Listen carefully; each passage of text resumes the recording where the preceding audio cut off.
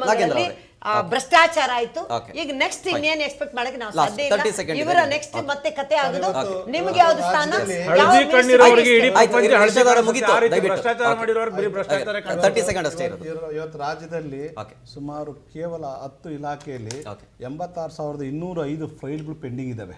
ಇಷ್ಟು ಫೈಲ್ಗಳು ಎಲ್ಲಾ ಸಚಿವರ ಇಲಾಖೆಯಲ್ಲಿ ಧೂಳು ತಿಂತಾ ಇದಾವೆ.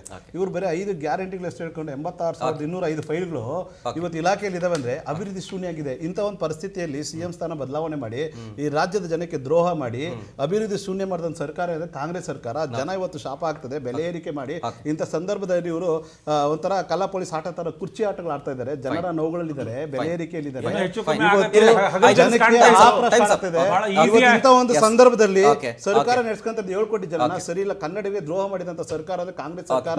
ಇನ್ನು 6 ತಿಂಗಳಲ್ಲಿ ಸರ್ಕಾರ ಪತನ ಆಗುತ್ತೆ. ಎಲ್ಲ ಎದ್ದು ಕಾಣಿಸ್ತಾ ಇದೆ. ಆಯ್ತು, ಓಕೆ, ಡೆಲ್ಲಿ period. ನೋಡೋಣ, ಕಾದ್ ನೋಡೋಣ. ಥ್ಯಾಂಕ್ ಯು ಎಲ್ರಿಗೂ ಜಾಯ್ನ್ ಆಗಿದ್ದಕ್ಕಾಗಿ ಡಿಸ್ಕಷನ್ ಅಲ್ಲಿ.